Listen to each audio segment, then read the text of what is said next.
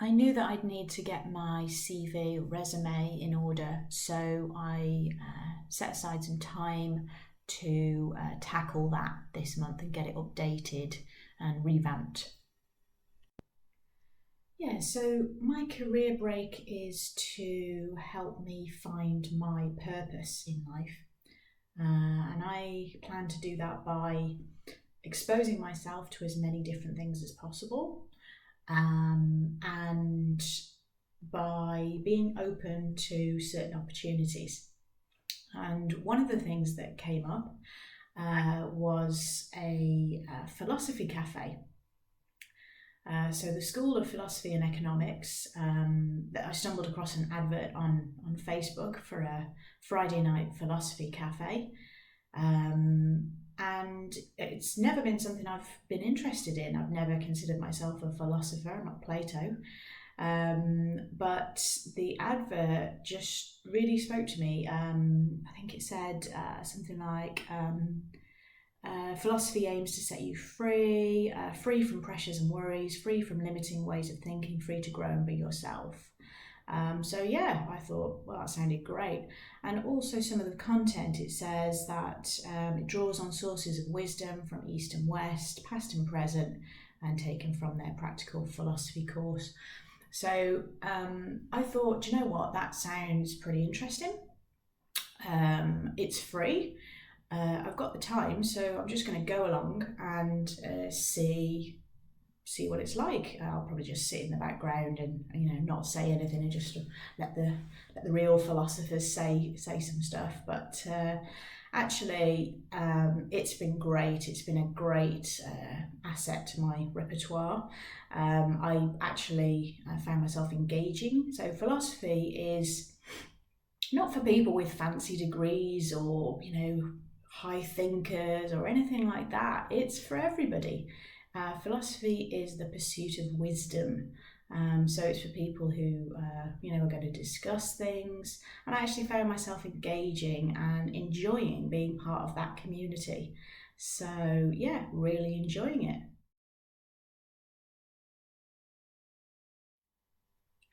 I signed up for a webinar that again appeared on Facebook. I'm not just trolling social media, by the way.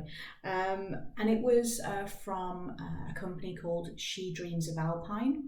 And it was entitled From Day Hiker to Confident Backpacker. Now I am a hiker, so I thought, you know what, I'm going to go along to this and see what they've got to say. It was a really great webinar, not just because of the amazing hiking tips, but also the life guidance that they offered as well. I found really, really good. So it was things about, I realised that I'm really super hyper organised. I can do trip planning. I used to be a personal assistant, so I'm really quite good at it. And I've always thought, oh, it's a little bit, over organised. Is it really, is it really a great thing? It is a great thing. I've realised now after being on that webinar that it's actually one of my superpowers. So being totally dependent on someone else is not very empowering. So to be that person, that strong person who's organised things, who's got a clear idea of the route, and knows what they're doing and has a backup plan. That's not being over prepared, that's just being prepared. And people want to be around a strong person like that. Apparently, one of the things they said was being self-sufficient can make you feel alive in your life again and gives you a sense of purpose, and that's what I'm looking for. So it was really great. Yeah. There were some other things as well. Turn your fear into your superpower. Leverage your fear and turn it into preparedness. So just think about the things that you're afraid of, and think about ways that you would overcome them. So turn that into your superpower. At some point, you have to decide to become the woman you've always wanted to become. Things like that were really, really great. And Committing to goals 100% means your success is guaranteed. It's better than wanting and not achieving. So yeah, some really, really great stuff. So the course itself looks really, really good. I'm not going to do it because it is a focus on backpacking, but that initial webinar really did sort of whet my appetite.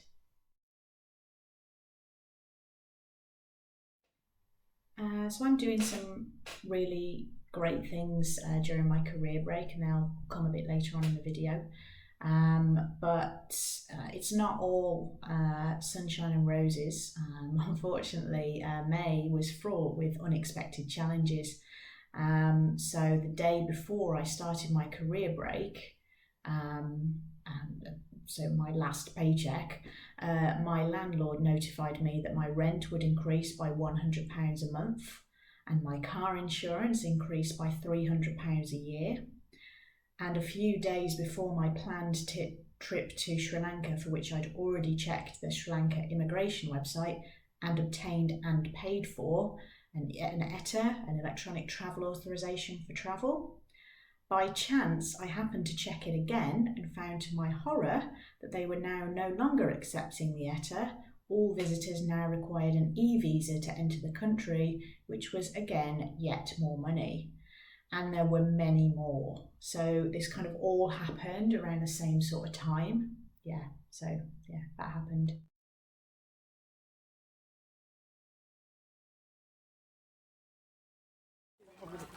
This is going enormously well.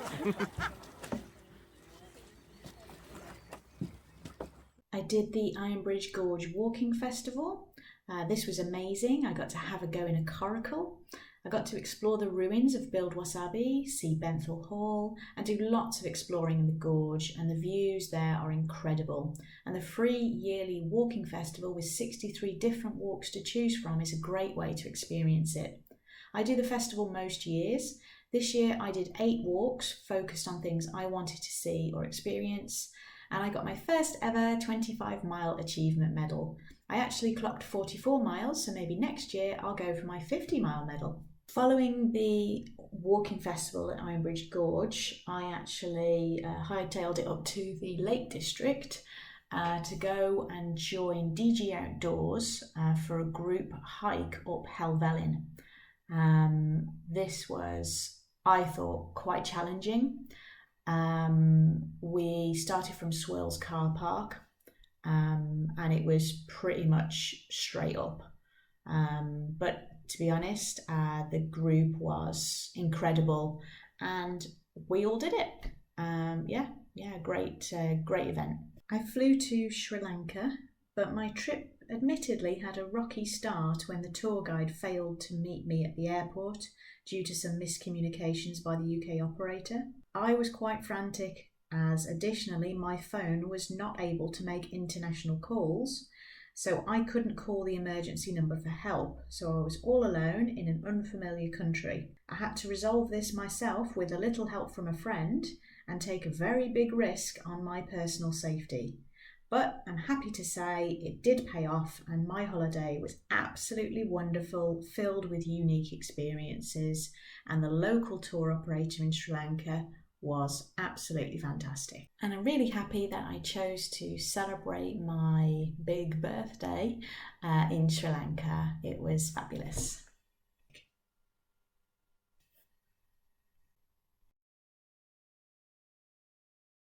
So there's been some endings during June.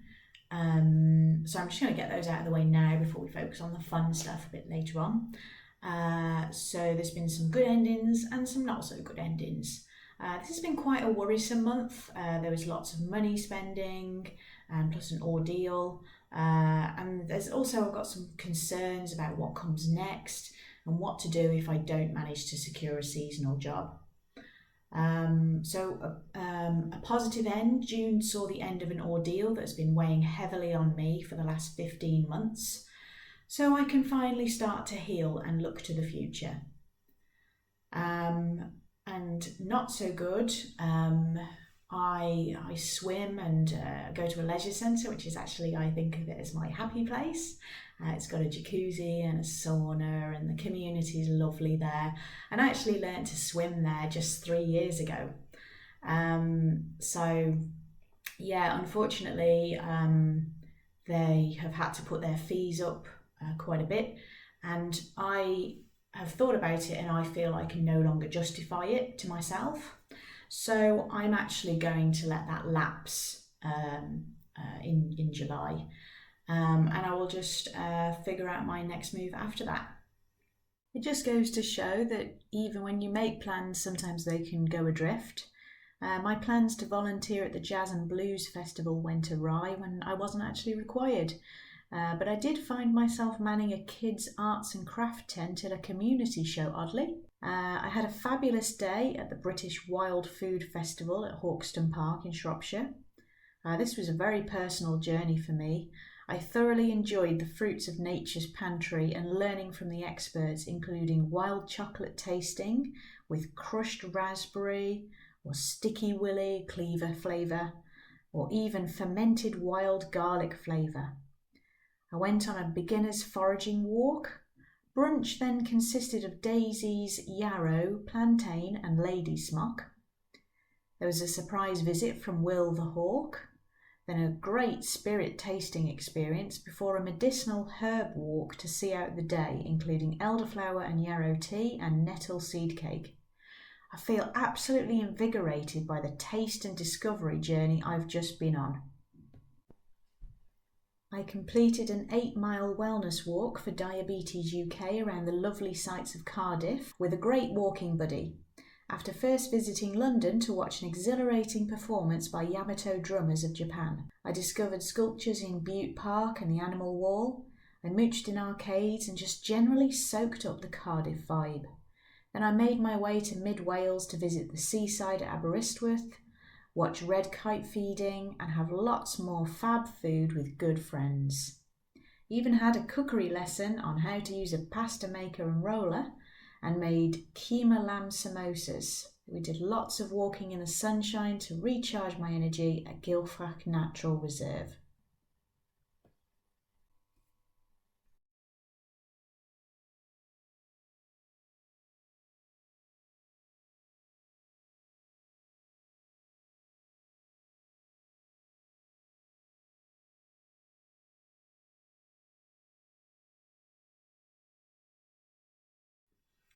Yeah, the channel. Yeah, I'm putting myself out there. Several friends have suggested I do travel blogging.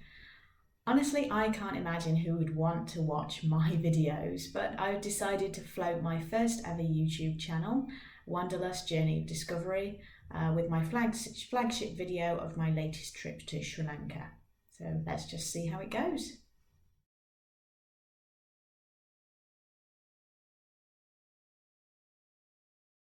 There's a lot of things I'm not sure about for my career break, but there's one thing I'm definitely certain about is that I want to try to secure a role working a ski season abroad. The start of the quest to secure a seasonal winter role was much more of a scramble than I'd anticipated. The industry is much more fiercely competitive than I'd imagined, with thousands of applicants for tens of roles in some smaller resorts, and the recruitment process starting much earlier than I'd have thought. Typically, I'd have needed to start looking and applying between May to July, and to try to be successful, I've had to get my CV and cover letter ready, get my LinkedIn profile updated, been listening to podcasts, watching webinars, joining Facebook groups, creating profiles with major companies like TUI and Crystal Ski, looking into ski exhibitions and mining any useful exhibitors, reading guides and so much more. It's a lot to think about for starting a job in November or December, but I've made a good start and I've sent off some applications, but I'm not going to apply for proper roles until I return in August, because this is something you clearly need to be totally invested in. I've also approached my contingency options to work in the UK to sow the seeds as well. But they start looking a lot later, so I can breathe a bit. I've also given some thought about my options if I can't secure a winter seasonal job, so I do feel that's something. As I expose myself to more stuff, I'm evolving within myself to make decisions on things I really want to do and things that are no longer important to me.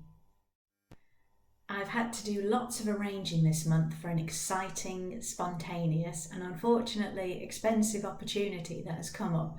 Watch this space for July.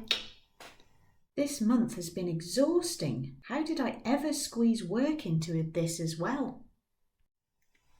So during July, I actually started to feel a bit guilty about my choice in that I felt like I'm not exactly contributing to society right now. I'm not working to help society and I'm not paying taxes because I have no income. However, a great friend reminded me that at the weekend I'm paying and donating my time to walk for the charity Diabetes UK to raise awareness and be part of something to help society. She asked me what I was doing next week, and I remembered that I'm volunteering my time and energy for a few days at the Lichfield Arts Fuse Festival event for the community. And finally, she reminded me that in a couple of weeks, I'm paying and travelling to Bali to spend 3 weeks volunteering and helping the sea turtles at a nature conservation centre. So it turns out I just needed to turn this on its head. I am contributing to society, not through a career or a job, but through volunteering my time and energy to help nature and communities. I smashed my second 8-mile wellness walk of the year for Diabetes UK, this time in Birmingham. There were some good points and it was great to raise awareness for a good cause once again.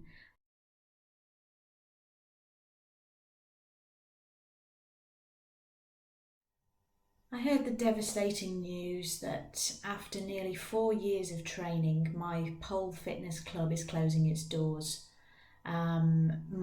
It's my teacher's decision. She's got some. She wants to spend some time with her family, and she's got a new opportunity that's come up. So I'm happy for her, but I'm sad for me. This has been such a huge part of my life. It's been a positive boost, something to strive for. It's a wonderful, supportive community, and a teacher who is an absolute legend. It feels like I'm losing my arm. I feel like I've just lost a huge part of my identity, so I'm very sad about that. Also disappointed that the shank tank training workshop I'd booked onto with my club had to be cancelled due to bad weather. It's understandable, but it's disappointing for me as sadly it's likely the only pressure testing event I'll be able to attend this calendar year if my loose plans come to fruition. And let me tell you, after working nearly 30 hours over 3 days at Fuse Festival to bring magic to children by assisting the Bubble Man, meeting and greeting hundreds of people with a friendly smile and a welcome, checking the well-being of many more, and squeezing donations out of people to help continue bringing Fuse to the community next year, helping build gazebos and tents, restocking toilets, supporting my teammates when they needed to take breaks, solving problems and coordinating multiple volunteers and ensuring their well-being, I definitely feel like I have contributed to society. So my philosophy cafe had some interesting themes this month, one of which was the purpose of life. I was really looking forward to this one because I thought, this is it, I'm going to nail this down now. It was a really great discussion. It feels like the purpose of life for humanity is nailed and understood now, but I'm not clearer yet on my own purpose or how I fit in yet. There was another one as well, which was about Stoicism, Stoic philosophy, not something I've ever heard of before. So one of the take-homes for that for me was every day brings its own gifts. And I was thinking about this, and that's so true. At the Birmingham Wellness Walk, some random ladies who had nothing to do with the walk were handing out free juice to anyone who walked by. When I worked the Fuse Festival, I was given a free slushie, free pizza, and later a free bag of candy floss randomly by kind-hearted vendors whilst I was working the event. And wonderful things happened at the event. A couple of random guys rocked up with some blank canvases and just started painting throughout the day. And some teens saw this and had a go themselves, ending up making their own creations. Felt really good. So June was a lot of spending, which when you're not earning can weigh on you. But it's not all bad. I'm making sure to scan my loyalty cards, such as Tesco Club Card, and I'm buying things through my cashback sites, such as topcashback.co.uk. So I've been getting the odd few pounds off my weekly shop. Every little helps. Or I'm even getting it free. And since I signed up for Top Cashback in 2023, I've earned £259 in cashback just through buying things I would have bought anyway, but by clicking through the Top Cashback site first. In July, I've just earned over £26 from a purchase I made on car insurance just before my career break, and I have another £20 pending, so I'm pretty pleased with Top Cashback overall. I had an unexpected bout of energy one day, so I just went for it and applied for several ski jobs in Japan, and I started researching seasonal jobs in Canada and Europe. Feeling productive.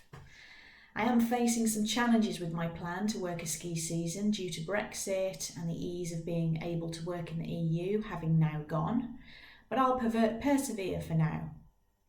Unfortunately, I'm finding that some EU countries will only accept people with an EU passport, and that it's difficult for someone over 30 that isn't a highly skilled worker to get a visa in the USA, even for entry-level positions. But I'm cracking on, I'm keeping positive, and I'm still going for it. I flew to Singapore and had an intense, jam-packed but incredible few days there before flying to Bali.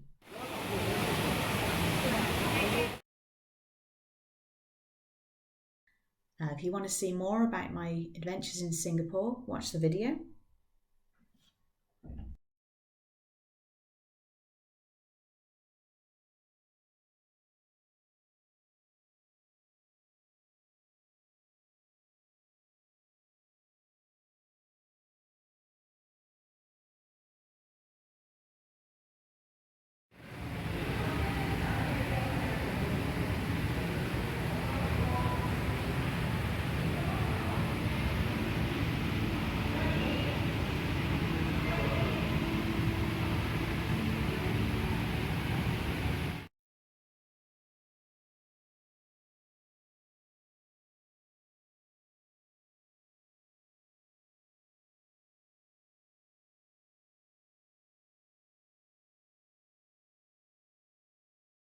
I was really apprehensive about Indonesia, but they let me in without interrogation. I got my bag, found my driver. It was easy and a relief. My cultural introduction week on the mainland was awesome. I did a Balinese cookery lesson, I tried my hand at batik painting, which was super relaxing, and making a flower offering. Even got blessed at the water temple, and even managed to learn a little of the Bahasa language. In Bali, I had the opportunity, a friend invited me to go for a cacao and sound bowl yin yoga meditation session. So yeah, went for it, did it. The Kecak fire ceremony in Bali was just so amazing. They don't use instruments, so they make the noise of the instruments using their mouths. Just so talented.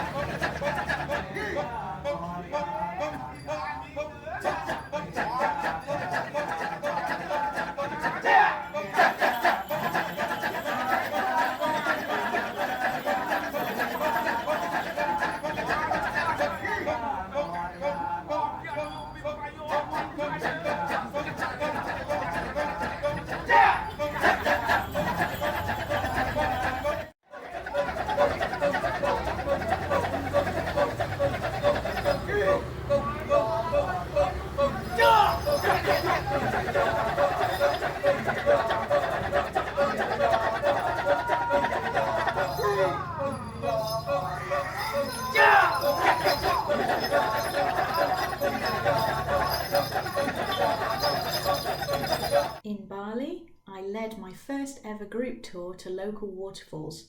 I researched the route, pointed out interesting things along the way.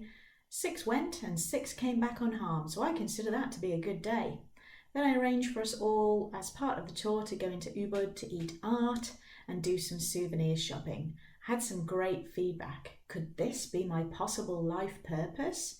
It allows me to share experiences with people and could be a possible way I could use my passion for language learning. It's time to leave the mainland in Bali, and it's been absolutely amazing here. I definitely feel like the Green Lion accommodation in Gianyar is my second home.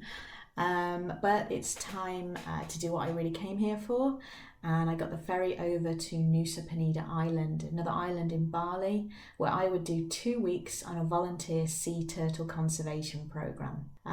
In all honesty, the vibe on the island was really different to the mainland, and I don't feel that it went as well as the mainland. But I'm focusing on the fact that I came here to do the turtle program and try to see a bit of the island in my free time, so that's what I focused on. Being on the career break, even if you don't have plans, I'm reading books that I'd bought but not had a chance to read yet, so it allows you to make time for those things that you never really get around to. But there is something I would say, that don't think you can budget for everything. So you need to be flexible and cautious, because there can be unexpected things that crop up. I'm now 1/8 of the way through my career break.